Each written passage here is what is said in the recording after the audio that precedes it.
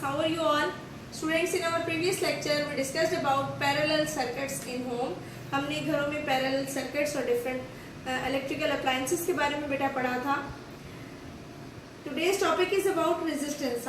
आज का टॉपिक बेटा resistance के बारे में है. Resistance लफ्ज़ का मतलब होता है बेटा मुज़ाहमत, किसी चीज़ में रुकावट आना, किसी चीज़ में मुज़ाहमत होना.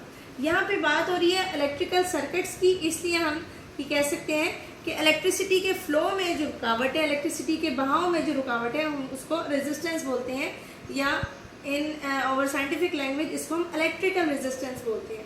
ठीक है जी. क्वेश्चन नंबर 1 देखिए. Suggest why a bulb blowing in an electrical circuit. हमने ये बताना है कि किसी भी इलेक्ट्रिकल सर्किट में बल्ब जो है वो ख़राब क्यों हो जाता है, क्यों ब्लो होता है. आंसर देखिए. If a bulb is connected in a circuit, अगर एक सर्किट में बेटा कोई बल्ब कनेक्टेड है where voltage is too high. आपको पता है समटाइम्स किसी भी मिसहैप की सूरत में या वैसे भी वोल्टेज समटाइम्स ज़्यादा आ जाते हैं, तो उस कंडीशन में क्या होता है, the bulb will blow, bulb जो है वो ख़राब हो जाता है. ठीक है जी. अब उसकी रीज़न क्या है ये हम नेक्स्ट क्वेश्चन में देखते हैं. क्वेश्चन नंबर 2 देखिए. Describe what happens when a bulb blows. क्या होता है बेटा जब एक बल्ब जो है वो ब्लो होता है, मीन्स एक बल्ब खराब होता है, उसकी वजह क्या है.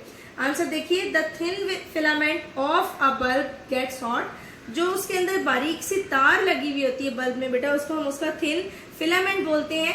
उसका थिन फिलामेंट जो है वो हॉट हो जाता है ज़्यादा वोल्टेज की वजह से, बर्न हो जाता है समटाइम्स, यानी वो जल जाता है, एंड मेल्ट्स, और कभी कभी वो उस बर्न होने के अलावा पिघल भी सकता है, मेल्ट हो सकता है.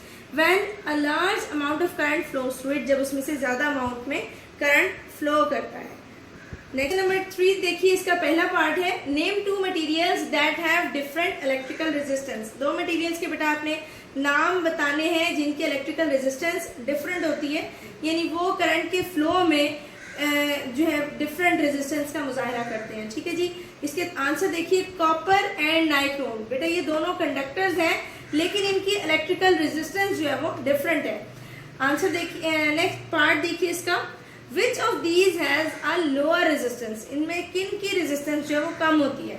बेटा copper has a lower resistance. Copper की रेजिस्टेंस कम होती है. इसी वजह से ज्यादातर जो वायर्स होती हैं इलेक्ट्रिकल अप्लायंसेस जिनसे कनेक्ट होते हैं उसमें हम कॉपर को एज अ कंडक्टर यूज करते हैं. ठीक है जी. उसके बाद देखिए बेटा question number 4.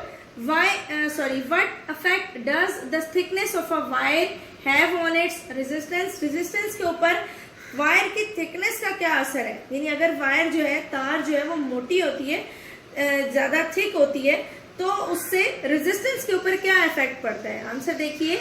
The resistance of a wire decreases. Wire की जो रेजिस्टेंस है बेटा वो कम हो जाती है एज इट्स थिकनेस इंक्रीजेज, जैसे जैसे उसकी थिकनेस जो है वो बढ़ती है. ठीक है जी. बेटा डायग्राम ओपन करें पेज नंबर 62 की. ये देखिए बेटा ये आपके सामने रेजिस्टेंस की डायग्राम दी हुई है. इस डायग्राम में एक्चुअली ये बताया जा रहा है कि हम किसी भी वायर की थिकनेस किस तरह से मालूम कर सकते हैं. ये बेटा आपके सामने 2 क्रोकोडाइल क्लिप्स लगे हुए हैं. ये एमीटर है और इसको हमने बैटरी से कनेक्ट किया है. इन दोनों क्रोकोडाइल क्लिप्स के बीच में उस वायर को कनेक्ट किया जाता है जिसकी हमने रेजिस्टेंस फाइंड करनी हो. ठीक है जी. फिर हमने एमीटर की मदद से इसकी करंट के फ्लो में कमी या ज़्यादती को देखना होता है कि पहले हम एक स्टैंडर्ड फॉर्म में यहाँ पे स्टैंडर्ड वायर अटैच कर देंगे, जैसे कि जिसकी हमें थिकनेस पता है, जिसकी हमें रेजिस्टेंस पता है, और उसके बाद हम जिस मटेरियल की रेजिस्टेंस हमने फाइंड आउट करनी है उसको यहाँ अटैच करेंगे, और फिर करंट के फ्लो में हम चेक करेंगे कि करंट के फ्लो में कितनी चेंजिंग आई है. ठीक है जी. इस तरीके से हम किसी भी वायर की थिकनेस जो है बेटा फाइंड आउट कर सकते हैं. Thank you so much class. आज का टॉपिक यहीं पे एंड करते हैं. Revise all the questions very well. आपका chapter number 4 electrical circuits complete हो गया है बेटा. नेक्स्ट वीडियो में हम इसका इंशाल्लाह